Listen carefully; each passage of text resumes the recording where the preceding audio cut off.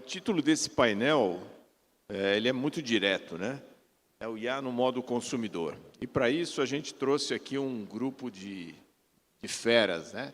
O Alexandre Fontes, que é superintendente de tecnologia da Veloy, o Eliseu Carnizello, que é gerente-geral da Net2Phone, o Jonathan Bazan, que é head de Intelligent Automation Latam da GM Financial, o Leonardo, que é head de Data e Analytics AI da Sul América, e o Walter, que é diretor executivo de Data Science da Visa. Então, vocês veem que é um grupo realmente de feras aqui, com muita experiência, e eu vou tentar tirar um pouco deles aqui, o que não está no script, que é um pouco de exemplo, um pouco do que também não deu certo.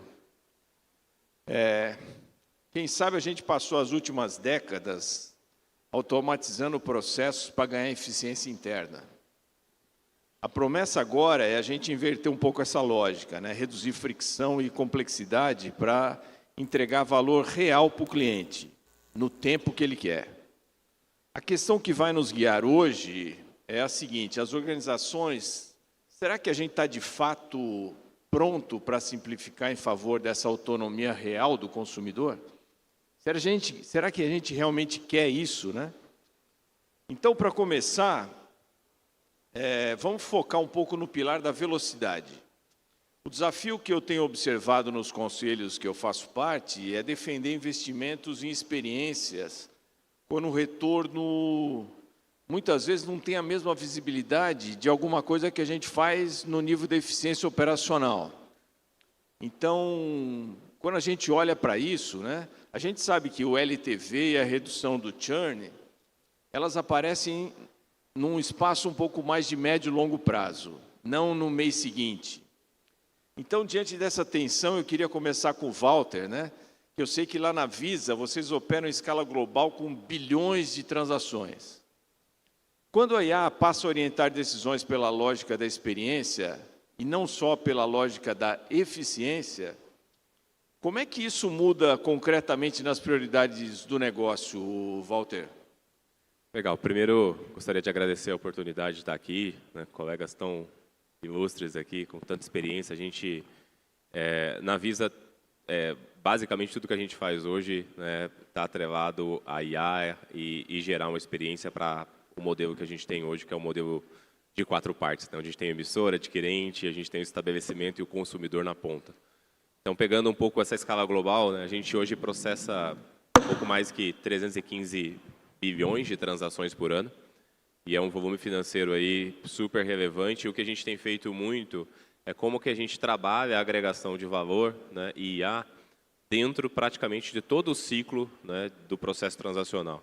Então, trazendo alguns exemplos aqui para vocês, né, quando a gente pega o primeiro modelo que foi implantado na Visa, foi em 93, um modelo de fraude.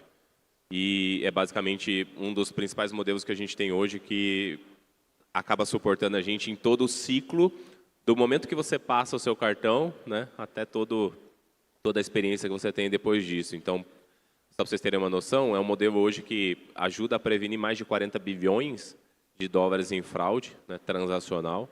Né? Então, pensa que basicamente tudo que a gente faz hoje, desde a parte da experiência do cliente na ponta, na utilização do cartão, até toda a parte de utilização dos dados, identificação da transação, toda a parte da rede Visa, a parte de engajamento, tudo isso tem um modelo. A gente tem mais de 100 modelos hoje ativos e só no momento da transação, quando a gente fala de soluções de modelos, que a gente tem vários outros momentos da jornada, a gente tem mais de 300 soluções. Então, pensa que tudo que a gente faz hoje, é para gerar uma experiência melhor, né, para cada um de nós, como consumidor na ponta, e para todo o ecossistema de uma certa forma. Então, assim, acho que está muito conectado e a IA pode ajudar muito nisso, né?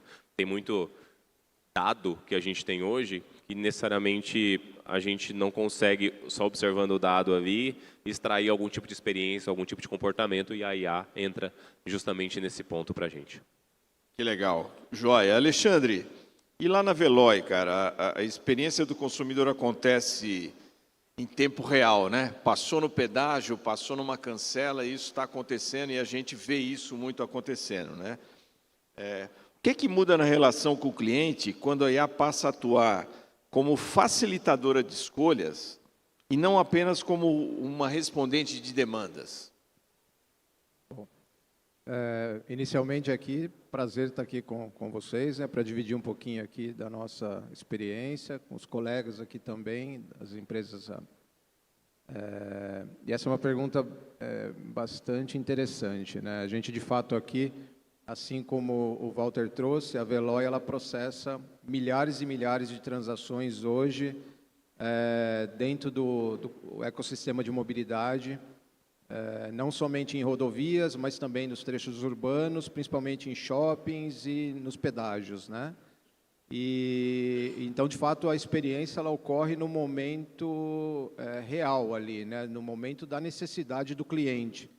E isso faz com que a gente tenha que estar atento ali o tempo todo para poder tomar ações ali a depender da reação da experiência que o cliente está tendo na ponta. E para isso a gente tem ali uma série de processos, não somente monitorando ali a jornada, né, do cliente, mas também dentro dos nossos sistemas de back-office para garantir que o usuário na ponta não esteja desassistido no momento dessa jornada. Um exemplo prático aqui do que a gente faz, no momento que você, cliente da Veloy, entrar em um estabelecimento, num shopping, ou passar num pedágio, ou no free flow, né, que esses pórticos que não têm hoje a cabine, imediatamente ao passar você vai receber uma mensagem no seu celular ou no seu smartwatch, dizendo que você passou com sucesso, pode seguir viagem tranquilo, que está tudo certo, não vai ter nenhum problema posteriormente, né? O que a gente chama lá de check-in do cliente. Então, assim, garantir para o cliente que a jornada dele tem, de fato, ali não apenas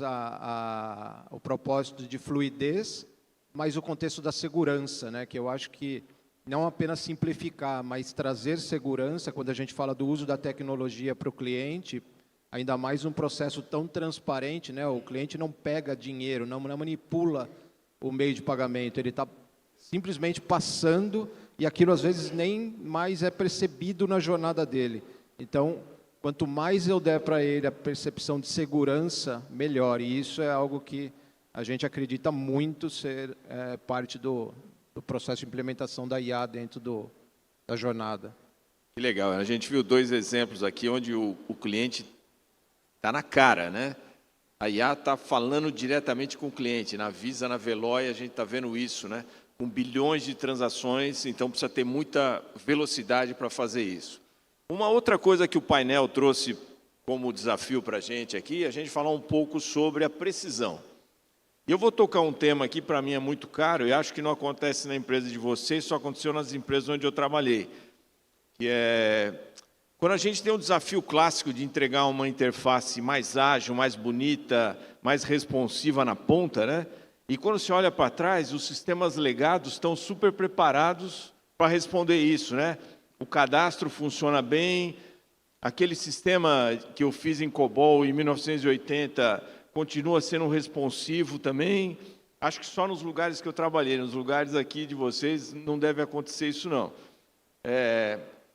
Por que acontece isso? Porque a gente está na frente, a gente estava falando agora um pouco aqui sobre Agile, sobre Design Thinking, né? Só que o sistema que está lá atrás e que suporta a operação está rodando num ciclo completamente diferente, muito mais lento, né?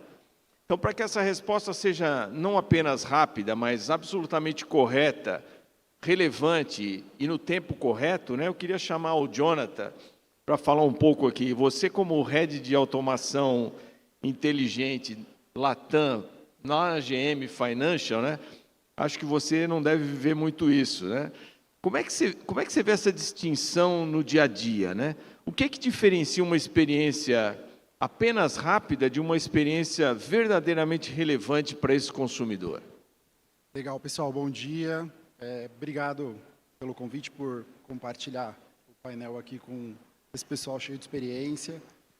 Bem, Domingos, quando a gente olha, a gente tem que olhar a nossa camada de processo, né? Quando a gente entrega só uma resposta rápida, só uma resposta eficiente, a gente tem que pensar em eficiência para esse cliente. Só a resposta rápida não basta. Então, quando a gente entrega também, inclusive, No nosso caso, muitos cases em que a gente passa, eu preciso fazer uma validação de fraude desse cliente para ver se eu aceito ele ou não. Ali sim, eu preciso de uma resposta mais eminente, mais ágil. Agora, o que é velocidade para esse cliente versus esse processo em que a gente está tocando? Então, esse é o tipo de questionamento que a gente sempre faz nos modos de solução e na experiência que eu tenho também em outras empresas. Então, qual é o tipo de resposta que você quer trazer para esse cliente? O que você está buscando com esse nível de atendimento? E aí sim pensar e correlacionar que tipo de velocidade e eficiência você está buscando. Não, deixa eu te provocar um pouco agora aqui. Quando você tem que negociar com teus pares, né, ou de tecnologia, ou de processo, como é que é isso? Como é que funciona e como é que acontece isso, né? Porque você está defendendo o teu cliente lá dentro. E aí você está fazendo uma parte que é uma parte que realmente está entregando muito valor. Só que você tem que buscar uma informação que não necessariamente está disponível, está da melhor forma. Como é que vocês tratam isso lá dentro? Legal. Conta esse bastidor para a gente. Isso conecta exatamente o primeiro questionamento. O que eu quero responder para esse cliente? A partir do momento que eu entendo o que eu quero responder para esse cliente, eu preciso me preparar em relação aos dados. Que tipo de dado, como está a disponibilidade desse dado? Pô, eu tenho lá um sistema feito em COBOL, que foi feito em 1980. Pô, excelente, ele continua funcionando. Agora, como que eu consigo extrair informação desse sistema que ainda é relevante, que funciona, que é eficiente? Porque a gente pensa na experiência e na velocidade, quando a gente pensa em Customer Experience, diretamente no momento que eu estou me relacionando com esse cliente. Mas para entregar essa resposta, eu preciso de um back-office eficiente. Eu preciso de sistemas que me entreguem os dados. Eu preciso de agilidade para que ele seja que esse dado seja disponibilizado para a minha inteligência artificial funcionar. Senão, nada disso acontece. Então, quando a gente olha nessa perspectiva e nesse viés, eu entendo como que está a eficiência do meu processo do back-office, como que está a eficiência dos meus sistemas. Eu tenho todas as APIs que eu preciso para entregar aquele dado para que a inteligência artificial pense e funcione como um cérebro para entregar o que esse cliente está perguntando. Então, penso dentro do meu ecossistema e vejo quais são as fragilidades que eu tenho dentro do meu próprio ecossistema e eu tenho que dizer, certas perguntas eu consigo responder nesse momento, certas perguntas eu não consigo responder nesse momento, eu preciso de um roadmap, de um planejamento para chegar nesse nível. A evolução ela tem que ser constante. Não adianta a gente querer responder tudo se a gente não está preparado. É isso aí. E toda a organização olhando para esse elo mais importante, que é o consumidor, né? Agora eu vou passar para o Eliseu. O Eliseu tem uma posição diferente de todos os outros aqui, que ele está do outro lado da mesa, né? Então, Eliseu, conta para a gente, aí na Net2Phone, né, a comunicação é o produto. Vocês estão nessa interface direta entre a marca e o consumidor. Quais são os sinais, né, que indicam que a IA está operando no ritmo certo para o cliente e não impondo um ritmo acelerado demais? Conta para a gente como é que isso acontece, como é que os seus produtos endereçam isso. Bom dia, quase boa tarde já para todos. Como desenvolvedor de aplicações para inteligência artificial, a gente tem que pensar sempre no ciclo total do cliente, desde o marketing, de todo o produto, do atendimento e tal. A ideia é que cada vez mais a gente agregue valor ao cliente. E agregando valor ao cliente, você também está agregando valor ao produto. E aí você tem que pensar em toda a escala dentro do cliente também. Desde a diretoria, desde dos back-offices, dos sistemas que você tem de back-office, para vários tamanhos de empresa. Como que você vai fazer algo à medida da necessidade de cada empresa? Uma Visa, fantástica, já aplica ferramentas de inteligência artificial desde 1995, a Veloy, também a gente sente a inteligência artificial naquele momento.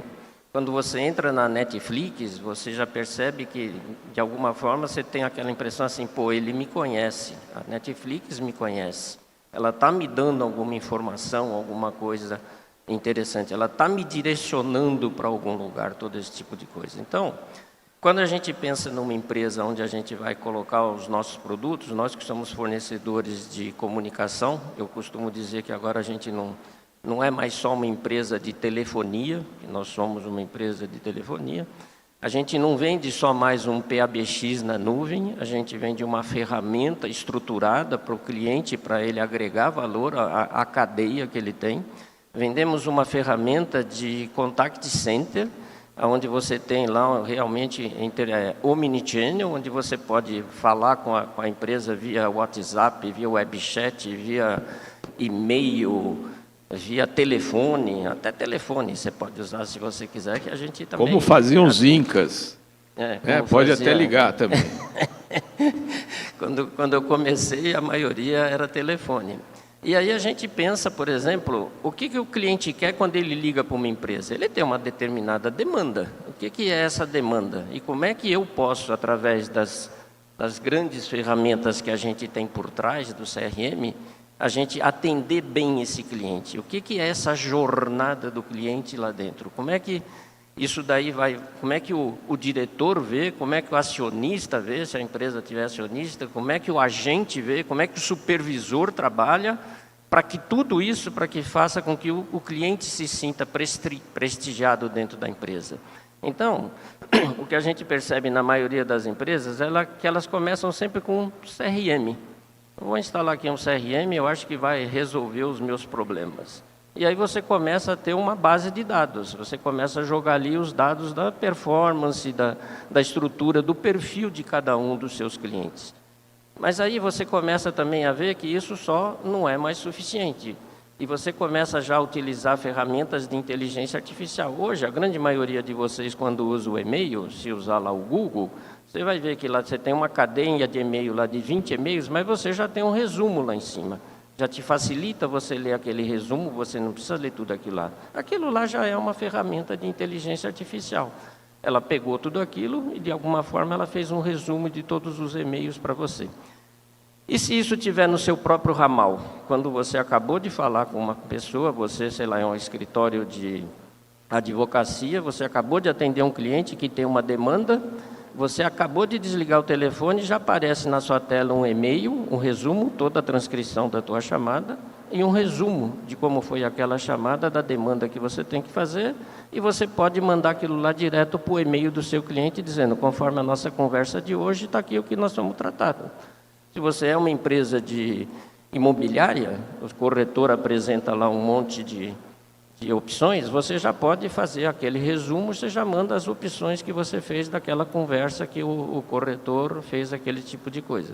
Se você já está um passo para frente, você pode fazer algum tipo de integração, você tem lá um consultório médico, você já pode ligar, e aí você já pode ter um agente de inteligência artificial atendendo essa chamada.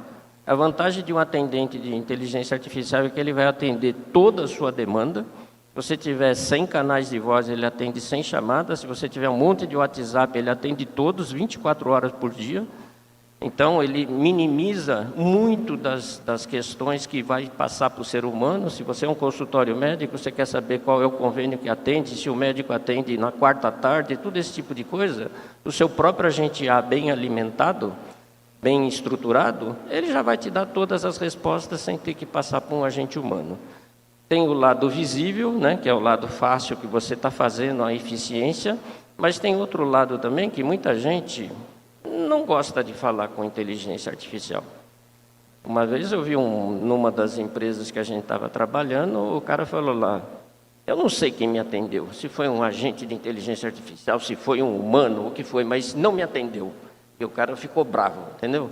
Porque nem sempre você tem toda a jornada do cliente feita. Agora, se você liga para um cliente, já na tela do atendente aparece toda a jornada daquele cliente, seja ele que te mandou um e-mail, um WhatsApp, um short message, ou se ele quiser falar com você via WhatsApp, via vídeo, no web chat, porque quando a gente estava falando aqui, acho que alguém falou de surdo, de algumas coisas, você pode atender via videoconferência, via videochamada. Então, você tem esse tipo de facilidade que você pode também atender uma demanda maior. Então, depende do tamanho da empresa, depende daquilo que você precisa, você pode ter a sua ferramenta adequada no estágio que você está hoje. E você, devagarinho, vai migrando e vai interligando tudo. Eu estou dizendo que hoje em dia, por exemplo, A maior valorização são dos conectores.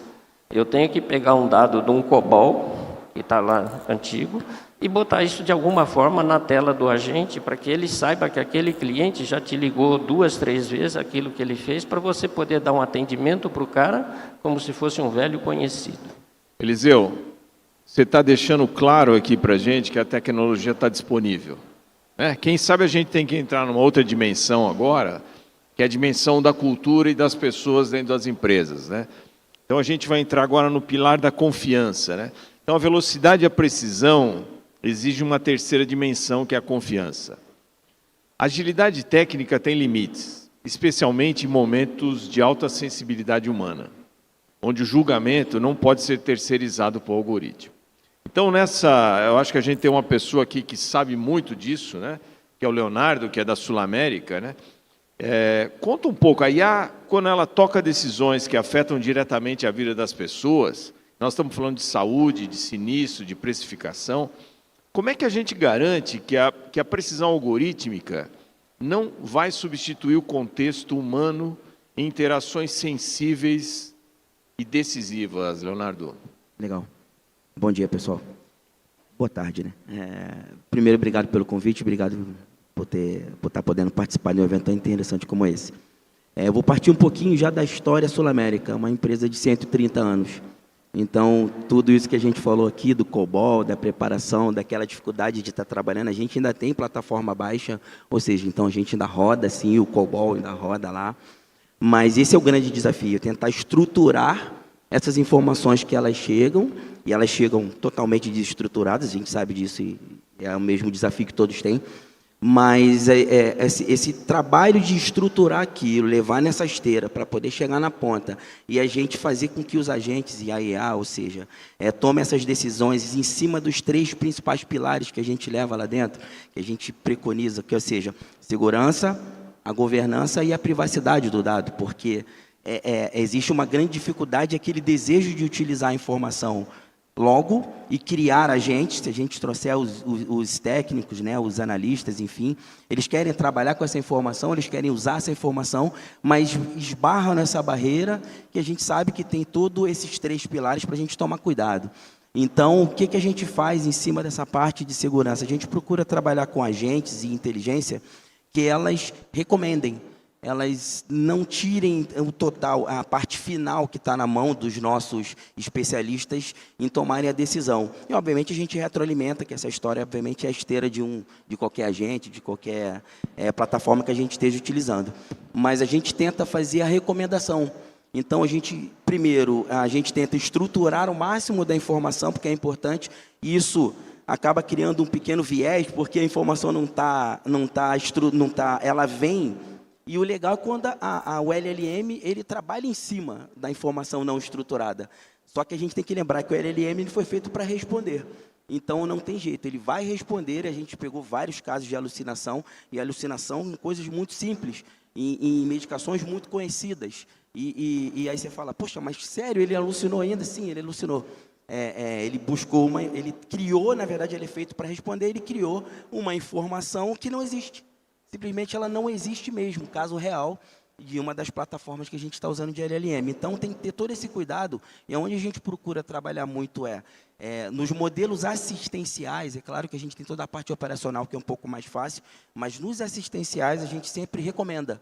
A gente procura recomendar e trazer, claro, sempre esse contexto de aquilo ele não vai te responder, inserindo a governança pesada em cima.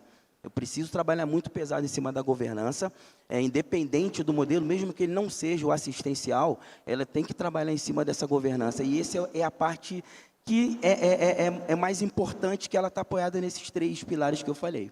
Então, acho que a importância ali nossa é não tirar esse momento humano, aquela parte que a pessoa toma a decisão final, mas aquela tomada de decisão final, ela retroalimenta o modelo. Sim, o modelo vai ficando mais inteligente e vai recomendando cada vez melhor as decisões a serem tomadas. E a gente está levando aquilo para uma outra inteligência que toma conta da empresa, obviamente. Ela começa a permear todos os assuntos que estão andando na empresa, e a gente consegue, através das respostas dadas, a gente começa a levar a empresa para um outro patamar.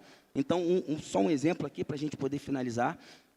a gente procura, a cada tópico que a gente pega dessas respostas, a gente está levando para uma outra inteligência interna, de uso interno, que ela vê que uma determinada área está tentando aumentar a rede credenciada em uma região, e a outra área está tentando buscar uma fraude em uma região completamente diferente. Quando a gente traz isso para perto e a gente joga nessa outra IA superior, que é o cérebro, como você falou, a gente consegue detectar assim, a empresa está fazendo exatamente o que é estruturante, o que está estratégico, o que vai mexer no ponteiro. E eu acho que essa resposta para os executivos é que traz essa inteligência toda. Isso é fundamental, né? A gente estava comentando ali atrás que a gente está numa época de paradoxos, né? Que a gente quer ser tratado como único, com hiperpersonalização, mas não necessariamente eu quero que os meus dados mais sensíveis, como, por exemplo, uma cirurgia, fique disponível para todo mundo.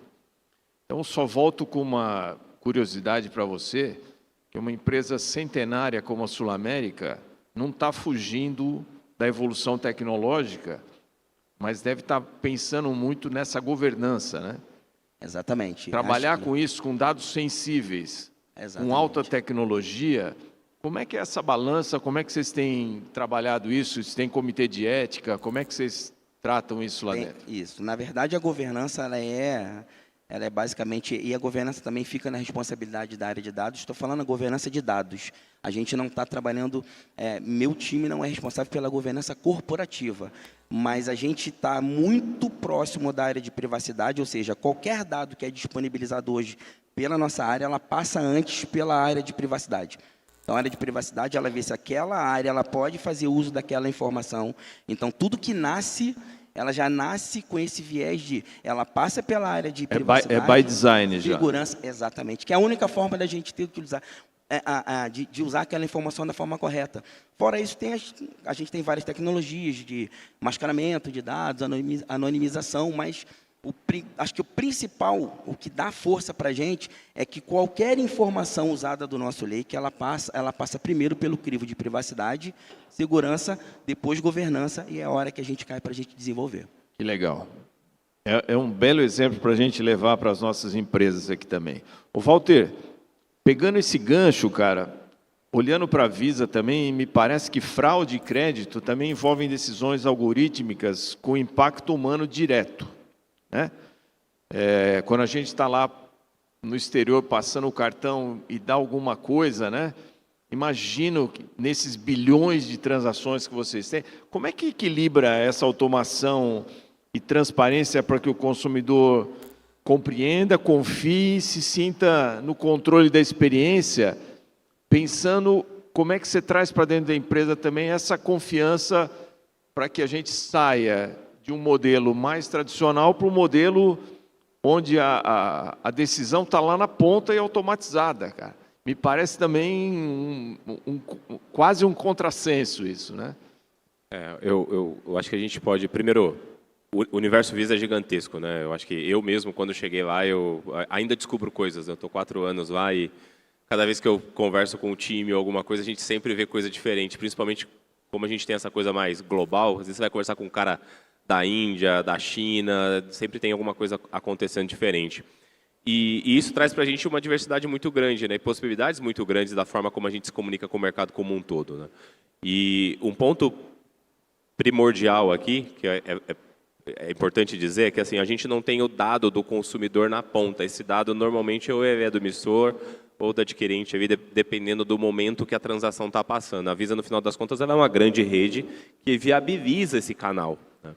Mas isso, para a gente, traz uma responsabilidade muito grande da forma como a gente trabalha essa questão das soluções como a gente leva para o mercado. E aí eu vou colocar alguns exemplos aqui que são bem interessantes. O primeiro no ano passado, a gente lançou um conjunto de APIs, eu acho que todo mundo que está aqui, se quiser entrar no Google ou em qualquer plataforma e pesquisar o Visa Intelligence Commerce, que viabiliza basicamente o pagamento dentro do ambiente generativo. Então, acho que cada um aqui, se vocês entrarem no ambiente generativo de vocês aí e pedirem para fazer uma pesquisa, quero ir para Hong Kong, eu quero ir para qualquer lugar que seja, traz para mim hotel, traz para mim quais são a melhor roteiro ali, vai fazer para você. O que você não vai conseguir fazer? Pagar. Pagar não é possível ainda. Porém, com esse novo conjunto de APIs, né, e de soluções que foram desenvolvidas, a gente vai viabilizar esse pagamento. O que vem por trás disso, né? A experiência vai ser muito legal, porque eu viabilizo o pagamento no ambiente generativo no primeiro momento, só que no futuro eu viabilizo o pagamento de quem? Eu viabilizo que um agente faça o pagamento por mim, que é uma evolução desse processo. Então, hoje eu viabilizo o generativo, amanhã eu viabilizo um agente, eu vou virar para o meu agente e falar assim, cara, vai lá e vou viajar para Hong Kong daqui 3 semanas, considerando o meu perfil de gastos, a forma como eu interajo com o mercado como um todo, traz a melhor opção para mim. Claro que com os meus guardrails e, né, os meus limites. O que vem por trás disso? Vem a hiperpersonalização, que é toda a parte de dados para poder potencializar isso, mas vem do outro lado aqui a responsabilidade, a fraude, que a gente tem que tomar muito cuidado como isso vai acontecer. Então, a forma como a gente pensa as soluções lá está muito pautada nessa questão de, um pouco do que a gente falou aqui, eu acho que é um pouco de experiência de todos aqui, mas como a gente coloca, por exemplo, a fraude de maneira segura. No nosso caso, a gente trabalha muito com transação tokenizada, transações autenticadas, para garantir que esse processo reduza e a gente garantir que aquela fraude seja o meu cartão que está passando, né? O meu cartão que está fazendo aquela transação. Então, trazendo um pouco para a sua resposta aqui, Domingos, é muito desta forma que a gente pensa, né? Como a gente traz a solução, traz o modelo, traz a IA, traz a inovação, mas leva um pouco de que a gente colocou aqui, né? Como é que a gente garanta que aquela transação, que o dado vai estar funcionando, que a hiperpersonalização aconteça de maneira segura, de maneira a que a gente faça isso acontecer, né, garantindo que todo mundo que está dentro do ecossistema hoje seja beneficiado. E aí vem um grande ponto, né, porque assim, a gente como rede acaba conectando muito de nós todos aqui, né, eu acho que de alguma forma estou conectado.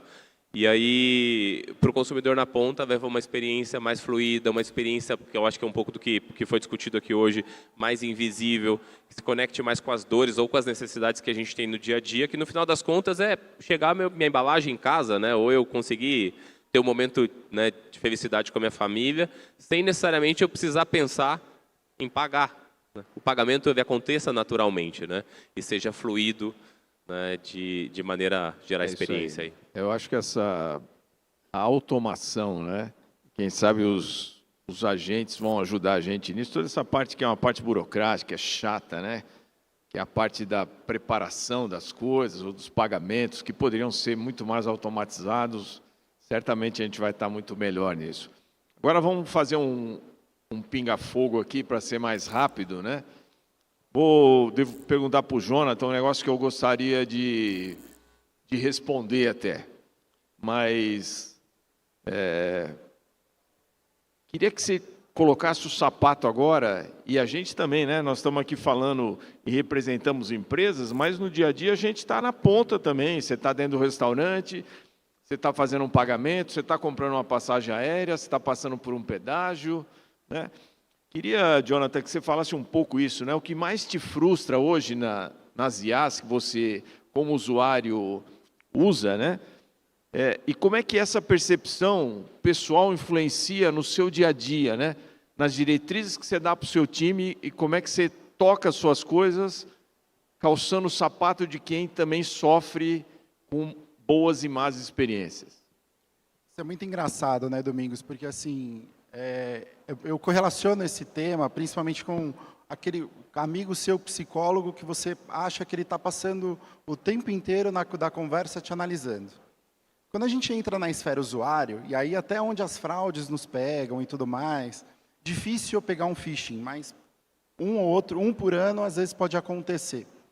Brincadeiras à parte. Mas quando a gente pensa na esfera de usuário, às vezes a gente esquece que eu conheço a parte técnica. E a gente começa a consumir aquela informação, aquele serviço. E quando ele começa a não funcionar da forma que a gente espera, ou quando eu começo a refletir dentro do qual é a pergunta que eu quero responder consumindo aquele serviço, aí muda a chavinha para o viés técnico para entender, poxa, estou tendo que conduzir esse agente aqui para poder trazer a resposta da forma que eu quero.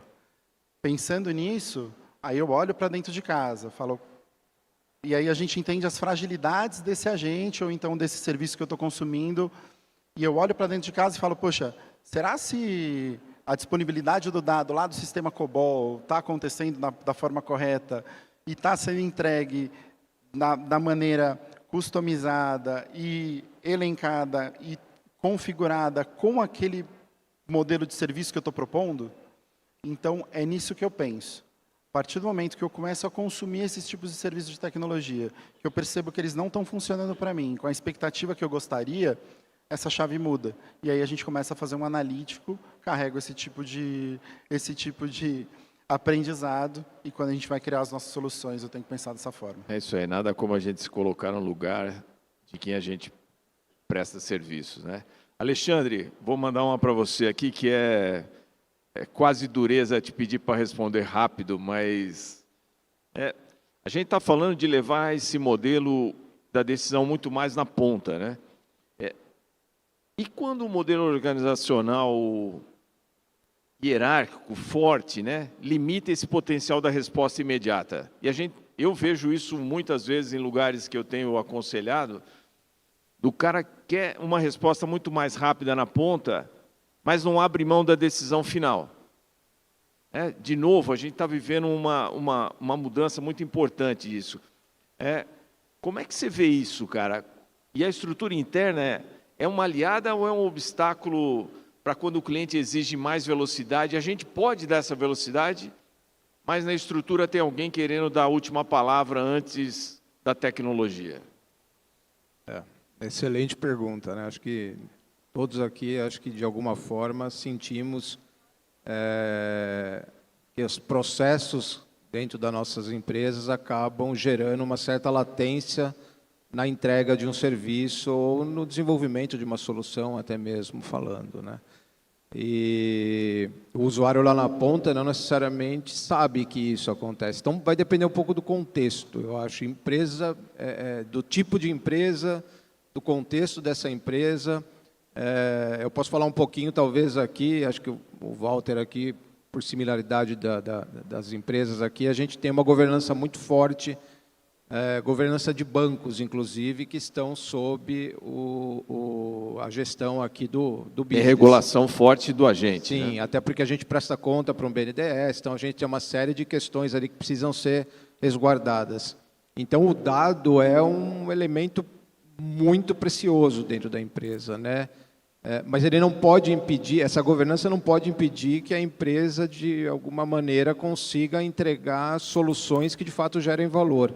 Então, aqui, acho que é importante, sim, a governança, mas, dentro de um processo ali de flexibilização, achar formas de construir guarda-reios que permitam que a gente consiga trazer para a realidade do negócio a flexibilidade à luz do que a governança corporativa estabeleceu.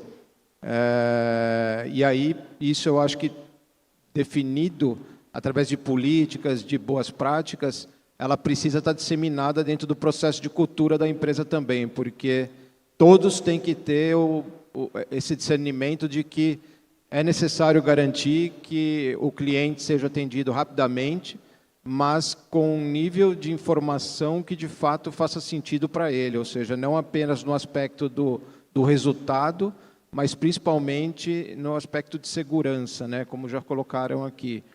Então, acho que é importante que a gente encontre maneiras de equilibrar, mas ainda assim manter um certo grau de governança para que a informação não seja um problema, né? Concordo plenamente. Os guardrails é que vão dar esse balizamento para a gente.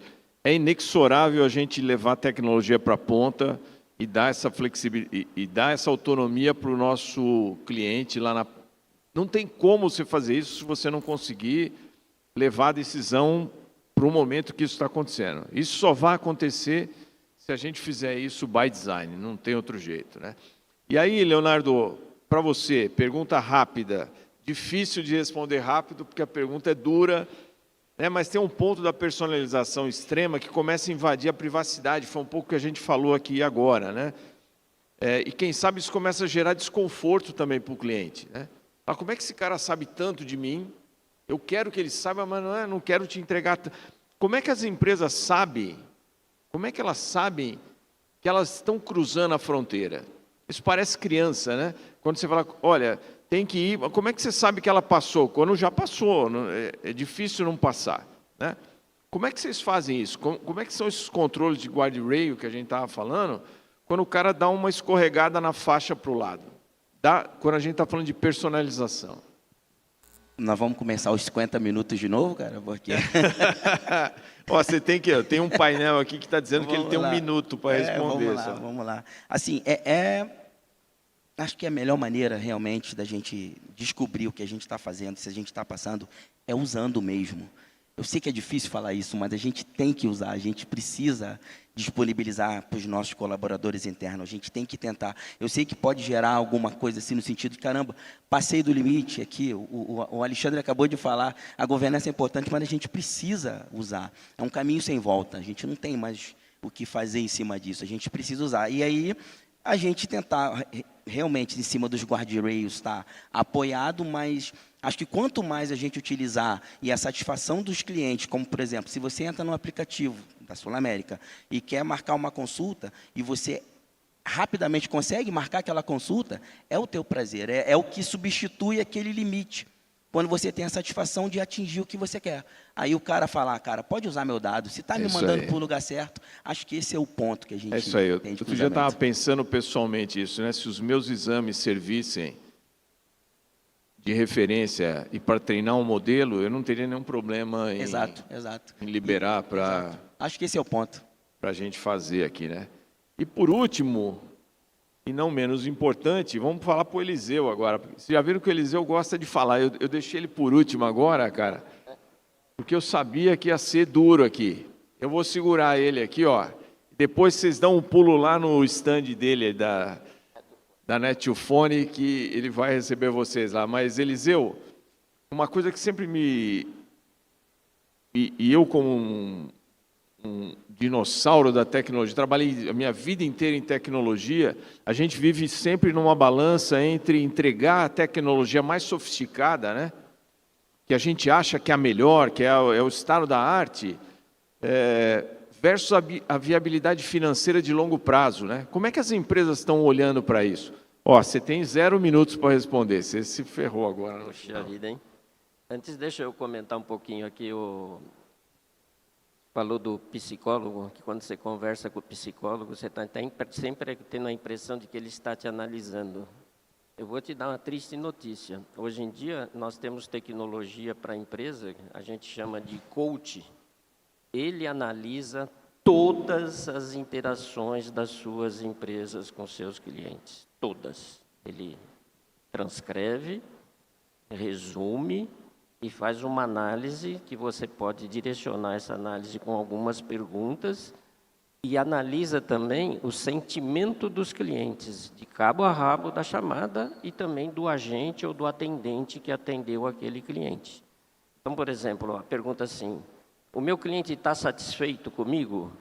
Você vai perguntar isso para ele, ele vai te dizer assim, olha, sei lá, 70% dos seus clientes estão satisfeitos com aquilo que você representa. Aí ele pode dizer assim, existe uma grande frustração, seus atendentes são excelentes, as pessoas trabalham bem, a empresa se esforça, mas o que você está vendendo não é bem o que você está entregando. Então, você precisa ver ou melhorar o discurso da sua venda para acertar com a sua entrega. Outra coisa que ele te dá é a métrica de cada um dos seus agentes, dos seus atendentes. Ele vai te dizer, esse atendente é exemplar, use-o para treinar os demais. Ele vai dizer, esse cara aqui é fora de série, esse cara aqui ajustou um negócio fantástico, a ponto, por exemplo, de um atendente de uma empresa... O cara foi fazer uma entrega e o cara chegou lá na entrega, o cara não estava. O atendente ligou para o vizinho, pediu para o vizinho receber o que o cara tinha que entregar e pediu para o vizinho entregar para o cara. Então, quer dizer, são coisas que saem do normal, mas o coach ele faz toda a análise. Agora, por exemplo, Você vai ter o seu grau de investimento da sua empresa, você vai fazer o investimento naquilo que você necessita. Então, devagar, você vai percebendo, por exemplo, que você pode fazer um investimento. Uma pizzaria, por exemplo, pode ter um agente de inteligência artificial atendendo o cliente, dando todo o roteiro do que precisa e já mandando a pizza para o pizzaiolo fazer. Não precisa de um atendente humano ali. Então, quer dizer, você tem tecnologia que você pode escolher na medida da sua necessidade, desde o início até o coach que vai te analisar todos os seus atendimentos e vai dar as respostas daquilo que você precisa. Não precisa mais fazer campanha de satisfação. Você sabe se o seu cliente está sendo satisfeito ou não, na estatística do seu cliente, na hora que você dá uma olhada nas análises do atendimento e do sentimento das chamadas. Legal, obrigado, cara. Queria, em um segundo, que cada um de vocês agora deixasse uma mensagem. Se pudesse deixar uma palavra, não pode ser mais do que 10 segundos. Para todo mundo que ficou aqui com a gente até agora, o que seria isso na visão de cada um, com a experiência profunda que cada um tem nesse tema que a gente está falando, que é colocar o consumidor no centro das nossas decisões. Vai, Alexandre. Bom, rapidamente aqui, acho que a gente tem que pensar na hora de construir, de idealizar qualquer solução, que quem está lá na ponta está buscando acesso simples, agilidade, assertividade e principalmente a questão humanizada, né? Então, acho que a tecnologia ela é importante, mas a gente tem que garantir que a experiência continue humanizada. Eliseu. Eu acho que o que a gente tem que pensar é sempre em agregar valor. Eu acho que a inteligência artificial, toda a tecnologia, todo o respeito, todo o trabalho que a gente faz, toda a formação, a gente tem que agregar valor àquilo que a gente faz. Dentro de uma empresa, você tem que agregar valor para o acionista, para o funcionário, para o cliente, e se você estiver agregando valor nesse sentido, seguramente você também está agregando valor para a sociedade, que é aquilo que a gente mais precisa, que a gente mais precisa prezar, que é o nosso convívio, que é o ser humano, e que a gente cada vez busque cada vez mais a felicidade. Obrigado, Jonathan. Comece. Independente do seu nível de maturidade, principalmente se você está no início, alinhe com o teu time de compliance, cyber, riscos atrelados, entenda, encapsule que seja um servidor. Começa. Vai com medo mesmo. Tenta resolver o maior problema que você tem na sua empresa com o teu primeiro case. Resolva o mais simples. Vocês vão aprender um monte de coisa com isso. Todas as facilidades, as dificuldades. Aí sim você aumenta a complexidade. Mas começa. Leonardo. Vamos lá. No meu caso, eu vou repetir o que eu respondi anteriormente. Usem. Acho que a gente tem que usar. O que coloca a empresa realmente para nós, agora falando como lado empresa, para que eu tenha o desafio, se vem um cliente mais preparado que está usando a plataforma, eu sou obrigado a estar no mínimo igual.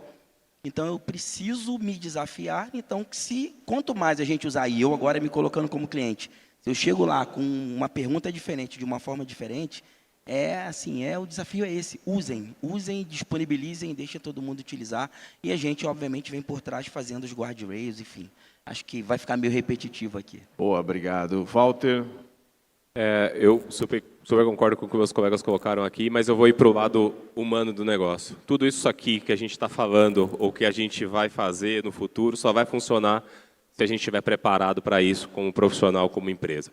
Então, eu sempre falo que o momento que a gente está vivendo agora é análogo ao momento quando a gente estava do cavalo para o carro, né? Quando foi lançado o carro, a gente estava tentando entender como é que o carro ia entrar, e hoje a gente só tem carro, ninguém usa mais cavalo. A gente está exatamente nesse momento.